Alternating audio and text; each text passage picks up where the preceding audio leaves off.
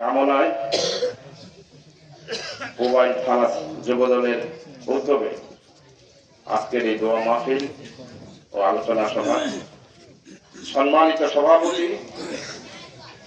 সাবেক chairman mobile union পরিষদ বারবার নির্বাচিত কাউন্সিলর জনপ্রিয় জননেতা বিপ্লবী নেতা জনাব সুলতান ভাই নেতা চেয়ারম্যানের ঘরের চেয়ারম্যান প্রতিষ্ঠিত পরিবারের প্রতিষ্ঠিত সন্তান আমার বড় ভাই জনাব আফজাল হোসেন কায়সার উপস্থিত বাংলাদেশ সুপ্রিম কোর্টের বিজ্ঞ আইনজীবী মুক্তিযুদ্ধের বিপক্ষে মুক্তিযুদ্ধের পক্ষে সত্যি ওনারা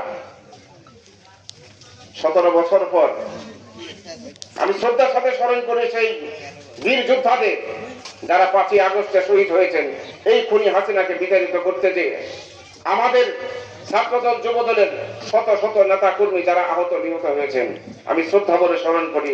আল্লাহ যেন তাদেরকে বেহেশত নসিব করেন, যারা আহত হয়েছেন তারা যেন দ্রুত আরোগ্য লাভ করেন। আমি স্মরণ করি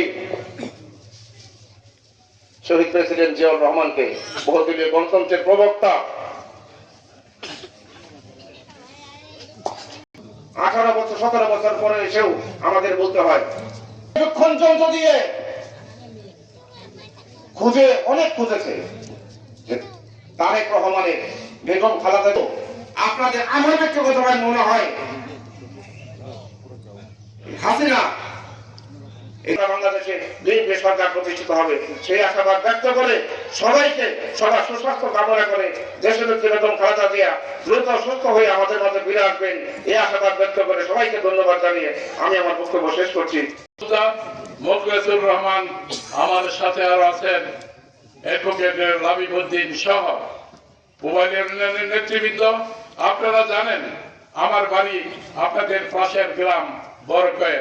আপনাদের সাথে ছোটবেলা থেকে খেলাধুলা স্কুলের মাঠে এই মোবাইল কলেজ প্রতিষ্ঠাতা করার জন্য আমার মরহুম নেতা সাবেক মন্ত্রী মান্নান সাহেবকে নিয়ে আমরা এই মোবাইল কলেজ প্রতিষ্ঠাতে করেছি।